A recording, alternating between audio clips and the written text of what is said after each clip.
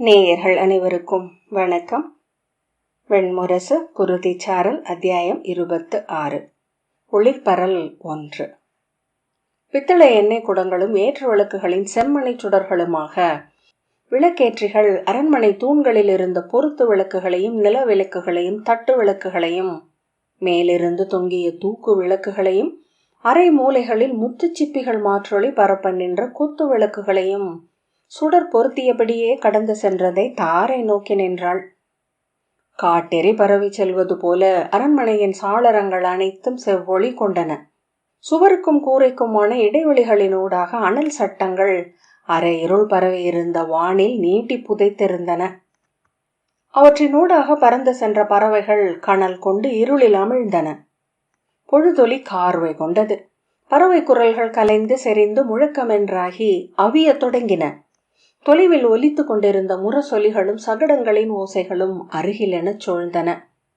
இடமயக்கு விழிமயக்குடன் கலக்க ஒவ்வொன்றும் பிரிதொன்றென ஆயின. உப்பரிகை மேடையில் தூண் சாய்ந்து நின்றபடி கீழே விரிந்திருந்த பெருமுற்றத்தை தாரை நோக்கி கொண்டிருந்தாள். ஏவலரின் தலைப்பாகை வண்ணங்கள் மேலும் துலக்கம் கொண்டன. செந்நிற புறவிகளும் பல்லக்குகளின் திரைச்சீலைகளும் வண்ணமிழந்து வெண்மையோ என எண்ணச் செய்தன. கீழே வெவ்வேறு செயல்களில் அலைந்து கொண்டிருந்த ஒவ்வொருவரும் அதுவரை இருந்த சோர்வை உதறி விரைவும் உள்ளுவகையும் கொண்டது போல் தோன்றினர். நோக்கி இருக்கவே இருள் மூடியது. ஒவ்வொன்றும் அதுவரை இல்லாத அறியா ஆழங்களை சென்றடைந்தன. ஒவ்வொரு பொருளும் பிரிதொரு பொருள் சூடி அமைந்திருந்தன. அந்திக்கு எப்போதும் இருக்கும் தனிமை அதனுடன் அறியா இசை ஒன்று கலந்துவிட்டது போல. மச்ச நாட்டில் அவளுடைய நதிக்கரை ஊரில் அந்திக்குரிய இசை உண்டு. காலை கொம்புகளின் ஓசையால் ஆனது. உச்சி மயக்கம் சுருள விழும் குழலோசை. அந்தி எப்போதும் தேம்பி மயங்கும் சிறு குழலின் ஒலி அமைந்தது. வானில் கரையும் புகை போன்ற இசை அது. தாரை பெரும் மூச்சு விட்டபடி முற்றத்தையே நோக்கி கொண்டிருந்தாள். காவல் மாடத்திற்கு அப்பால் முற்றத்தின் முதல் எல்லையில் விகர்ணனின் புறவி தோன்றியது. நீள் மூச்சுடன் எழுந்து கை வளை ஒலிக்க கூந்தலை அள்ளி காதோறும் செருகி ஆடை திருத்திக் கொண்டு அவள் இடைநாழியை நோக்கி சென்றாள். அரண்மனை முகப்பில் புறவியில் வந்திறங்கி கடிவாளத்தை ஏவலனிடம் அளித்துவிட்டு படிகளில் ஏறி அவன் கூடத்தை அடைந்த போது அவள் மரப்படிகளின் மேல் கை குமிழை பற்றியபடி நின்றிருந்தாள். அவனை கண்டதும் புன்னகைத்தாள். அவனும் புன்னகையுடன் வந்து படிகளில் ஏறி அவளை அணுகி, "ஏன் இங்கு நிற்கிறாய்?" என்றான். "வெறுமனே இவ்வறைகளில் காத்திருப்பதன்றி பிரிதென்ன செய்ய முடியும்? உள்ளே காத்திருப்பதற்கு உப்பரிகையில் காத்திருப்பது மேலல்லவா?" என்றாள். விகர்ணன் சிரித்தபடி அவள் தோளை பற்றி, "வருக" என்றான். அவள் அவன் கையை விலக்கியபடி, "இடைநாழியில் ஏவலர் மட்டும் அல்ல, மூத்த அரசியரும் வரக்கூடும்" என்றாள். "ஏன், வந்தால் என்ன?" என்று அவன் கேட்டான். "அவர்கள் அனைவரும் காமவிலக்கு நோன்பு கொண்டவர்கள்" என்றாள். "அவர்களின் பொருட்டு நாமும் அதை கொண்டுள்ளோம்" என்றான் விகர்ணன். "அவர்கள் கொழுநரை சந்திப்பதே இல்லை" என்றாள் தாரை. "ஆம், அது முறை. ஆனால் நீ என்னை விலக்குவதற்கு பொருள் ஏதும் இல்லை" என்றான். அவள் குழலை பற்றி, "மலர் மணம்" என்றான். "நாம் இளையோர் அல்ல" என்று அவள் அவன் கையை தட்டினாள். அவன் புன்னகைத்து, "இந்த எல்லையை கடந்து மேலேறும் போது எப்போதும் இளையோனாகவே உணர்கிறேன்" என்றான். அவள், "இதுவும் பலமுறை சொன்ன மொழி" என்றாள். "மெய்யாகவே இங்கு உன்னுடன் இருக்கையில் மட்டுமே இப்புவியில் உவகை என ஒன்றுண்டு என அறிகிறேன். எங்கும் தனித்தவனாக, எதையும் புரிந்து கொள்ள முடியாதவனாக, எங்கோ செல்வதற்கு காத்திருப்பவனாக உணர்கிறேன். மெல்லிய உள தவிப்பின்றி எவர் முன்னும் அமர்ந்திருக்க என்னால் இயலவில்லை" என்றான் விகர்ணன். அவளுடன் நடந்தபடி, "நான் எப்போதும் புறவி மேல் இருக்கிறேன் என்று உடன் பிறந்தார் நகையாட்டு உரைப்பதுண்டு. புறவி மீதிருக்கையில் ஓரிடத்திலும் நில்லாமல் ஒன்றிலிருந்து ஒன்றென உளம் தொட்டு செல்ல இயல்கிறது. அப்போது மட்டுமே என் அகத்தில் ஏதோ ஒன்று சற்றேனும் நிலை கொள்கிறது. ஓரிடத்தில் இருக்கையில் என்னுள் எழும் ஊசலாட்டம் நிலை குலைய வைக்கிறது. பொறுமை இழந்து எழுந்து நின்று நெஞ்சிலும் தலையிலும் அரைந்து கொண்டு கூச்சலிட வேண்டும் என்று தோன்றும். பாய்ந்து எங்காவது தலையை முட்டி கொள்ள வேண்டும் என்று. எவரையாவது அறைந்து வீழ்த்த வேண்டும் என்று வெறி எழும் என்றான். அவன் உணர்வை எளிதாக்கும் பொருட்டு சிரித்தபடி, இப்போது அந்த வெறி இல்லையே என்று அவள் கேட்டாள். அவனும் சிரித்தபடி, பார்த்து கொண்டே இரு, இன்னும் சில நாட்களில் பித்தனாகி இந்நகரின் தெருக்களில் அலையப் போகிறேன் என்றான். தாரை அவன் கைகளை பற்றி, என்ன இன்று சற்று மிகையாக என்றாள். அவன் உணர்வெழுச்சி சற்றே தணிந்து, சற்று முன் செய்தி வந்தது. உபப்ளாவியத்திலிருந்து இளைய யாதவர் கிளம்பி வந்து கொண்டிருக்கிறார். பாண்டவர்களிடமிருந்து நம் அவைக்கு செய்தி கொண்டு வருகிறார் என்றான். இளைய யாதவரா? ஏன் என்று தாரை கேட்டாள். பாண்டவர்களின் தூதராகவா வருகிறார்? ஏன் என்றான். அவர் யாதவபுரியின் மணிமுடி சூடிய அரசர் அல்லவா என்றாள் தாரை. இல்லை, துவாரகையின் மணிமுடியை துறந்து மைந்தனை அமர்த்திவிட்டு கிளம்பி இருக்கிறார். இன்று அவருடன் சாத்தியகி அன்றி யாதவர் எவரும் இல்லை என்றான் விகர்ணன். தாரை, ஆம், அவ்வாறு நிகழும் என்று நான் எதிர்பார்த்தேன் என்றாள். அவர் வருவது ஏன் என்பதும் உளவு செய்திகளினூடாக தெரிந்துவிட்டது. இங்கிருந்து சஞ்சயன் அங்கு தூது சென்றிருக்கிறான். தந்தையின் தனிப்பட்ட மன்றாட்டை அங்கு அவை முன் வைத்திருக்கிறான். என் நிலையிலும் பாண்டவர்கள் தங்கள் உடன் குருதியினரான கௌரவர்களுக்கு எதிராக படைக்கலம் ஏந்தலாகாதென்று தந்தை கண்ணீருடன் மன்றாடி இருக்கிறார். அதை ஏற்று அவ்வாறே என யுதிஷ்டிரர் உறுதியளித்திருக்கிறார்.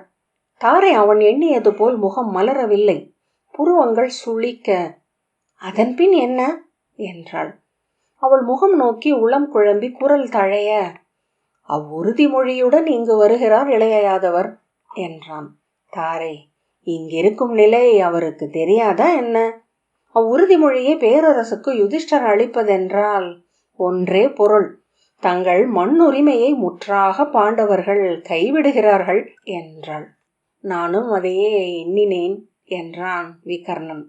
அவன் உண்மையில் அப்போதுதான் அதை உணர்கிறான் என தெரிந்தது. அவ்வாறெனில் எதற்காக இளைய யாதவர் இங்கு தூது வருகிறார் என்று புரியவில்லை என்றாள் தாரை. சிற்றறைக்குள் நுழைந்து மஞ்சத்தில் எடையுடன் அமர்ந்தபடி, நீ என்ன எண்ணுகிறாய் என்று விகர்ணன் கேட்டான். நமக்கு முன் அகச்சான்றின் வினாவுடன் வந்து நிற்க எண்ணுகிறார். தந்தையின் ஆணையை தலைமேற்கொண்டு போரை தவிர்ப்பதாக யுதிஷ்டர் அறிவித்திருப்பதை நம் அவையில் சொல்வார். அதே தந்தையின் ஆணையை துரியோதனரும் கடைபிடிக்க வேண்டும் என்று கோருவார். விகர்ணன் கசப்புடன் சிரித்து, உளச்சான்றா இவர்களுக்கா? அவர் அறுதியாக கோருவது என்னவாக இருக்கும் என கருதுகிறாய்? பாதி நாடு, இந்திரபிரஸ்தம் என்றாள் தாரை. அதை எப்படி மூத்தவர் ஏற்பார்? அவர் இன்றிருக்கும் நிலை நாடறிந்தது என்று விகர்ணன் சொன்னான். தாரை, அதையே நானும் எண்ணுகிறேன் என்றாள். விகர்ணன் மஞ்சத்தில் மெல்ல படுத்து முனகியபடி உடலை விரித்து கொண்டான். நான் எண்ணி நோக்குவதை விட்டுவிட்டேன். எத்திசையில் எழுந்தாலும் சென்றடைய முடியாத முடிவிலேயே தெரிகிறது. எனது எண்ணங்களோ விசை குறைந்தவை. தாரே, நாம் தொடங்குமிடம் தெளிவாக இருந்தால் போதும். அது ஒன்றே நாம் செய்ய வேண்டியது. எது அறமோ அதில் உறுதி கொண்டிருப்போம். எங்கும் தயங்காமல் அதை முன்வைப்போம் என்று அவன் அருகே சிறு பீடத்தில் அமர்ந்தபடி சொன்னாள். அவன் கண்களை மூடிக்கொண்டு, நம் சொல்லுக்கு என்ன மதிப்பு என்றான். தாரை, அறம் எவர் நாவில் எழுந்தாலும் தனக்குரிய மதிப்பை கொண்டிருக்கிறது.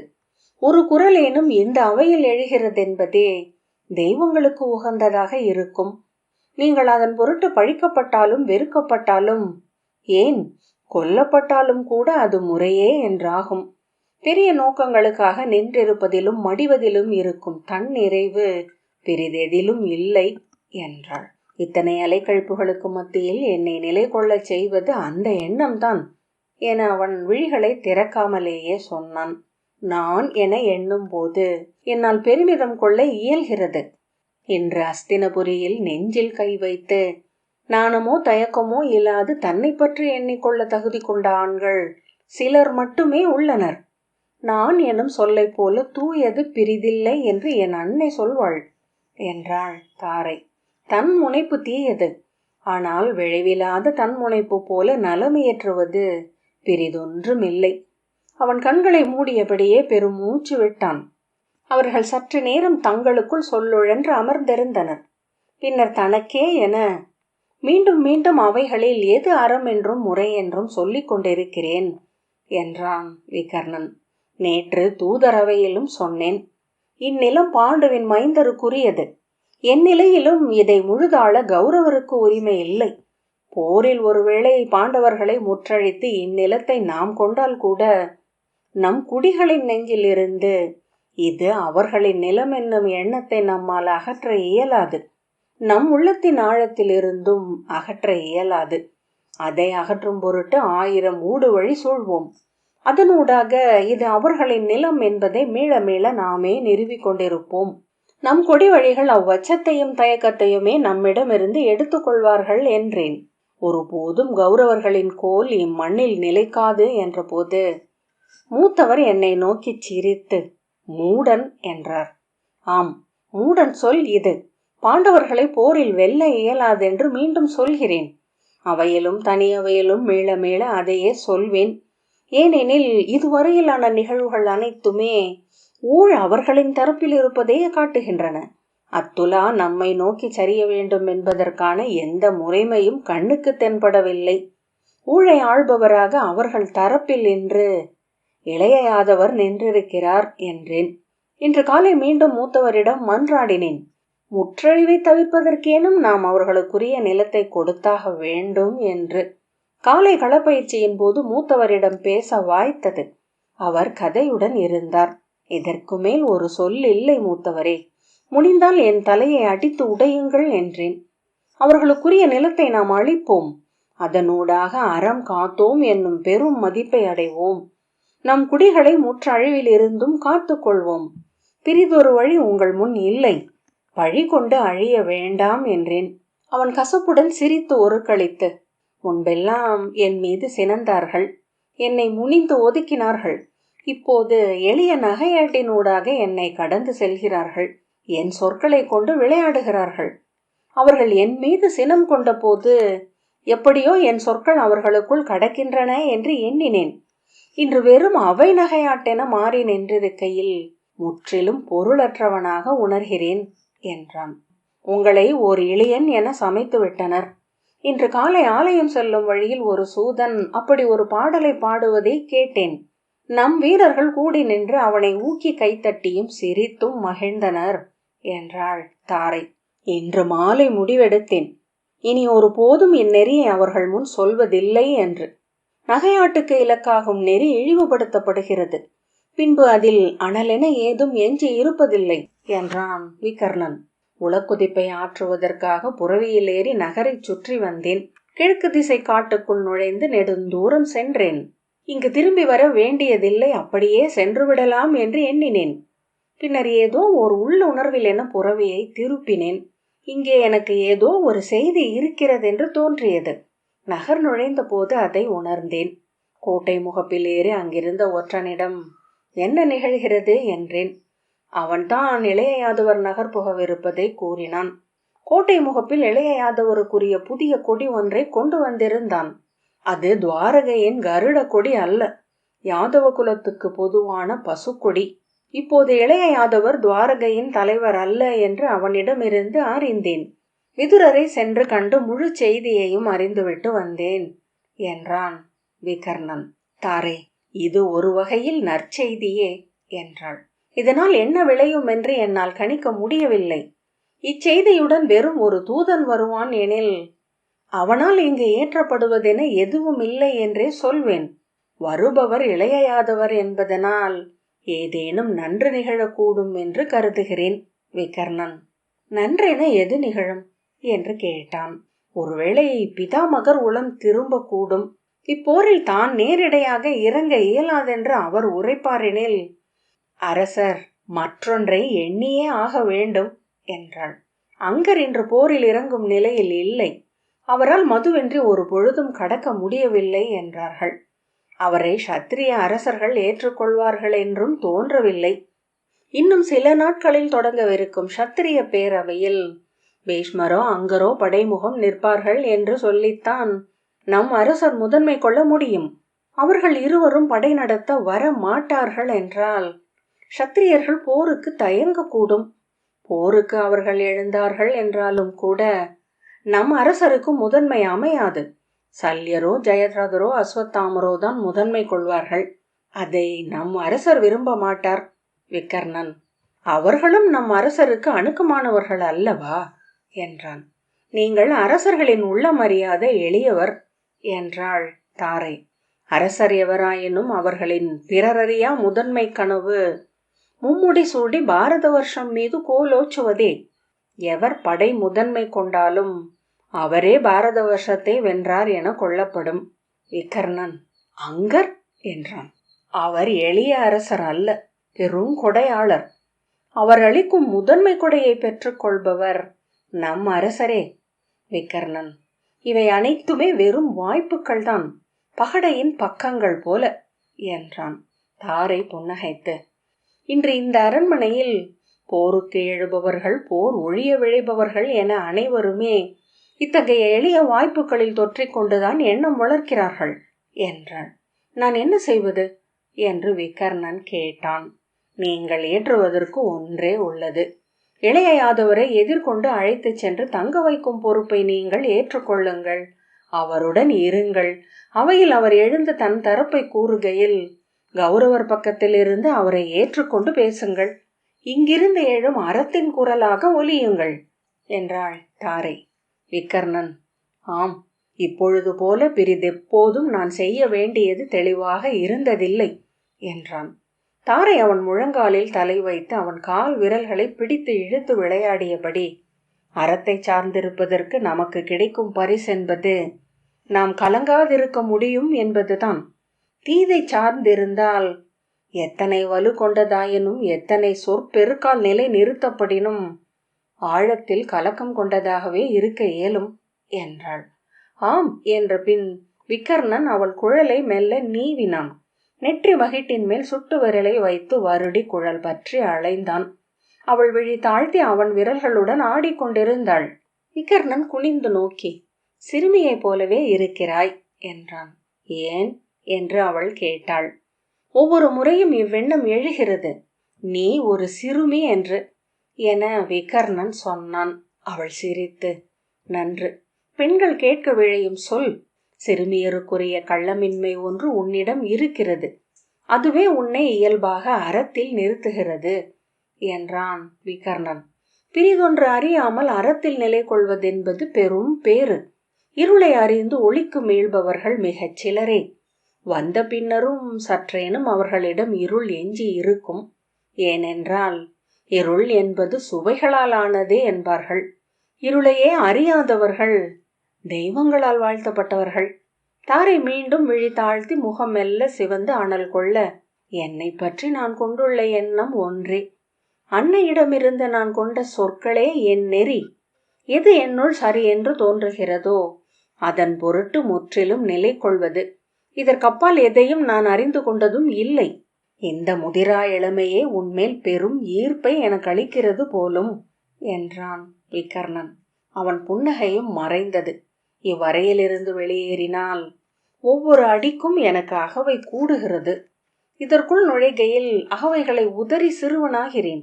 ஒவ்வொரு நாளும் இளமை என்னும் ஆற்றில் நீராடி அழுக்கை களைந்து மீள்வது போல. தாரை எழுந்து, சற்று ஓய்விடுங்கள், நான் உங்களுக்கு உணவும் இந்நீரும் கொண்டு வருகிறேன் என்று ஆடை திருத்தினாள். விகர்ணன் எழுந்து கைகளை விரித்து சோம்பல் முறித்த பின் மேலாடையை தூக்கி பீடத்தில் இட்டு மஞ்சத்தில் கால்களை நீட்டி படுத்தான். கண்களை மூடியபடி படுத்துக்கொள்ளும் போதுதான் எத்தனை களைப்புற்றிருக்கிறேன் என்று தெரிகிறது. மெய்யில் பகல் முழுக்க நான் ஆற்றிய பணி என ஒன்றும் இல்லை. உளக்கொந்தளிப்பே எடை தூக்கி அலைந்ததற்கு நிகரான களைப்பை அளிக்கிறது. அவள் ஓய்வெடுங்கள் என்ற பின் வெளியே சென்று கதவை மெல்ல மூடினாள். விகர்ணனின் தோளுக்கு பின்னால் மறைந்தவளாக மரப்படிகளில் ஏறி நீண்ட இடைநாழியின் ஊடாக தாரை நடந்தாள். கால் தளர அவள் தயங்கி நின்ற போது சற்று முன்னால் சென்று அவள் தொடராமையை முதுகால் உணர்ந்து அவன் திரும்பி பார்த்தான். அருகணைந்து, என்ன என்றான். இல்லை என்று அவள் தலை அசைத்தாள். என்ன என்று அவன் மீண்டும் கேட்டான். நோயுற்றது போன்ற புன்னகையுடன், ஒன்றுமில்லை என்றாள். விகர்ணன் சிறிய எரிச்சலுடன், இப்போது அவர் தனித்திருக்கிறார். ஆனால் எப்போது வேண்டுமானாலும் அவரை பார்க்க மக்கள் வரக்கூடும். இன்றும் அஸ்தினபுரியின் மக்களில் பெரும் பகுதியினர் யாதவர்களே. இங்கு அவர் தங்கியிருப்பது இன்னமும் அவர்களுக்கு தெரியாதென்று தோன்றுகிறது என்றான் தளர்ந்த மெல்லிய குரலில் தாரை. அப்படியென்றால் நாம் பிரிதொரு முறை அவரை வந்து பார்க்கலாமே, முகம் சுளிக்க. ஏன் என்று அவன் கேட்டான். ஒன்றுமில்லை என்றாள் புன்னகைக்கு முயன்றபடி. இது உகந்த தருணம் என்று தானே உன்னை அழைத்து வந்தேன் என்றான் விகர்ணன். ஒன்றுமில்லை என்று அவள் தலை குனிந்து உதடுகளை உள்மடித்து அழுத்தி கொண்டாள். எண்ணீராதபடி விம்மல் ஒன்று நெஞ்சிலிருந்து எழுந்து மூச்சை அடைத்தது. அவ்வோசை கேட்டு அருகணைந்து அவன், என்னடி? அவன் குரல் கனிந்திருந்தது. கைகளை கூப்புவது போல் வைத்து வாயையும் மூக்கையும் அதில் அழுத்தி கொண்டு அவள் தலை குனிந்து நின்றாள். அவன் அவள் முகவாயை பற்றி முகத்தை தூக்கி, என்னடி என்றான். இரு சிப்பிகள் போல அவள் விழிகள் மூடியிருந்தன.